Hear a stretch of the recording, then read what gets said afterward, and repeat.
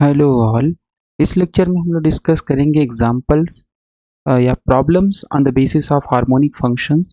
Okay, सबसे पहले हमारे पास एक प्रॉब्लम ये है कि prove that u is equal to X square minus Y square minus two X Y minus two X plus three Y is a harmonic function. तो कैसे प्रूव करेंगे? सबसे पहले हमें इसको डिफ्रेंशिएट करके फर्स्ट डेरिवेटिव सेकंड डेरिवेटिव निकालना पड़ेगा। Okay, so let's calculate. So del u upon del x हो जाएगा।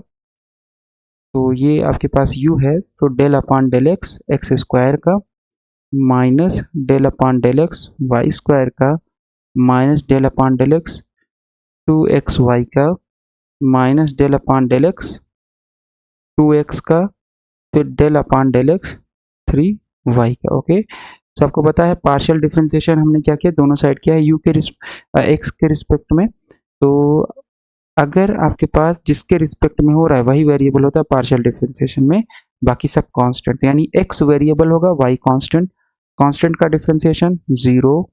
यहाँ पे 2y बाहर आ जाएगा, यहाँ पे 2 बाहर आ जाएगा, x का होगा, यहाँ पे 3y है तो डिफरेंशिएशन हो जाएगा जीरो।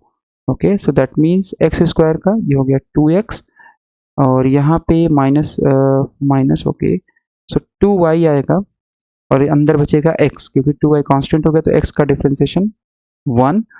फिर यहाँ पे माइनस टू बाहर आ जाएगा, फिर x बचेगा, x का डिफरेंशिएशन 1, इतना आ जाएगा। ओके, तो when you take two outside the result will be x minus Y minus 1, इतना आ जाएगा आपके पास del u upon del x। एक बार इसको और डिफ्रेंशिएट हम लोग करते हैं।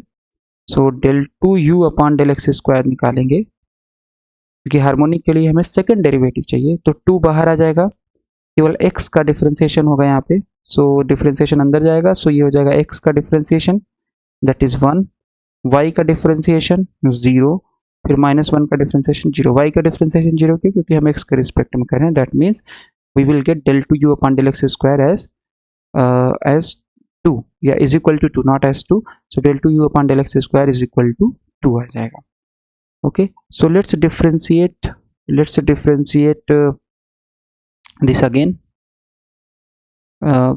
u आपके पास है, अब इसको हम y के रिस्पेक्ट में अगर करें तो del u upon del Y, सबसे पहले देखेंगे कहाँ कहाँ होगा।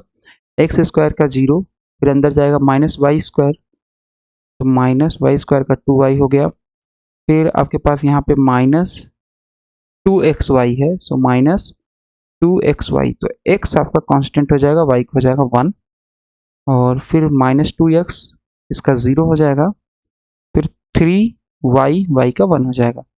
Okay, right, so we have here minus 2y minus 2x plus 3। फिर आप निकाल लो del two U upon del Y square, एक बार और डिफ्रेंशिएट इसको करो, तो यहाँ माइनस 2y का हो जाएगा 1, फिर माइनस 2x का हो जाएगा 0, फिर 3 का हो जाएगा 0। That means it is only minus 2। Let's call this is your equation number 2। Adding equation 1 and 2, LHS को और आरएचएस को ऐड कर देंगे तो हमारे पास आ जाएगा del two U upon del X square plus del two U upon del Y square is equal to 0। तो इसका मतलब हमने क्या प्रूफ कर दिया, या लेट्स डू दिस। तो यहाँ पे del two U upon del X square की वैल्यू रखेंगे तो ये 2 हो गया, एक स्टेप और कर देते हैं, और del two U upon del Y square की वैल्यू रखेंगे minus 2, so this is equal to 0, and this is what this implies u is a harmonic function। Okay, इस तरीके से u is your harmonic function। अब इस पे problem दे देते हैं आप लोगों के लिए। तो प्रॉब्लम इसमें है,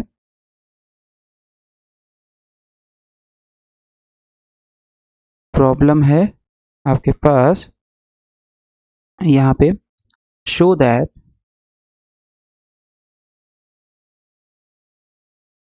that the function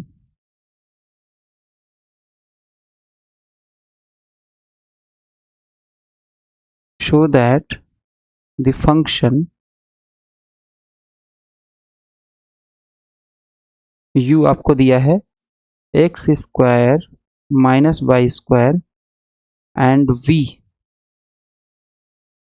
is equal to functions होगा v is equal to Y upon X square plus Y square are harmonic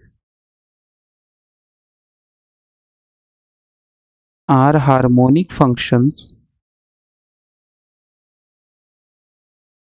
of fxy but are not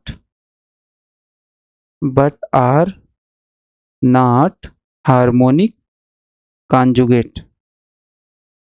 तो इसमें हमने हार्मोनिक कॉन्जुगेट पे थोड़ा सा दे दिया है कि आप कैसे करोगे। तो सबसे पहले आपको निकालना पड़ेगा, सबसे पहले आपको del you upon del X निकालना पड़ेगा, कुछ वैल्यू आएगी।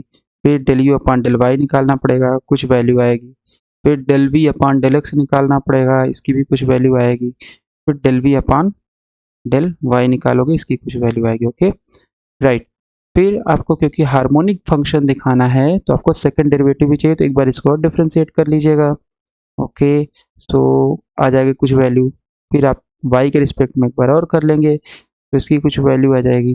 और फिर v के रिस्पेक्ट v का x के रिस्पेक्ट में एक बार और करेंगे तो ये आ जाएगा। फिर y के रिस्पेक्ट में और कर लेंगे तो ये आ जाएगा।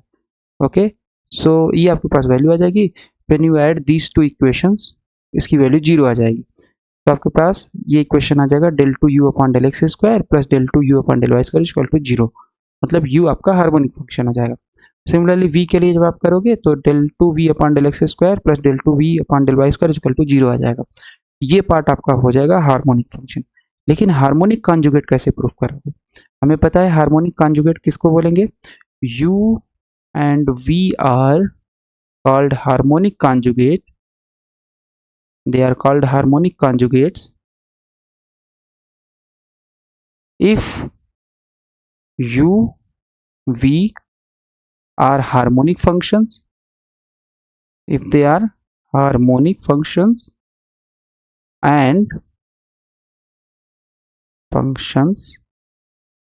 and u plus iv is analytic। ठीक है, तो हमने ये तो दिखा दिया है, यहाँ पे आप लोग दिखा पाओगे आराम से कि ये जो है del two U upon del X square plus del two U upon del Y square 0 है, del two V upon del X square del two V upon del Y square 0 है। ओके तो इतना 0 हो गया। फिर आपके पास अगर ये एनालिटिक हो जाएगा तब आपका ये जो हो जाएगा कॉन्जुगेट हो जाएगा। लेकिन प्रॉब्लम में आपको प्रूव करना है कि हार्मोनिक कॉन्जुगेट नहीं है, तो इसका मतलब यहाँ पे u प्लस आई वी जब आप लोग निकालोगे that will not be analytic. Okay इसका मतलब क्या है कि अगर आप कैलकुलेट करोगे तो Cauchy Riemann condition is not satisfied. Cauchy Riemann condition क्या है, इसमें से कोई एक कंडीशन आपकी सेटिस्फाई नहीं होगी। Del you upon del x is not equal to, या दोनों सेटिस्फाई नहीं होगी, और del you upon del y is not equal to minus del we upon del x. Okay so अगर सेटिस्फाई नहीं होगी so this implies u plus i v is not analytic, और जब एनालिटिक नहीं हुआ तो हार्मोनिक कॉन्जुगेट में दोनों चीज होती है, हार्मोनिक भी होना चाहिए और एनालिटिक भी होना चाहिए। तो हार्मोनिक तो है लेकिन एनालिटिक नहीं है, इसका मतलब ये हार्मोनिक कॉन्जुगेट नहीं होगा। इस तरीके से आप इसको सॉल्व कर सकते हो।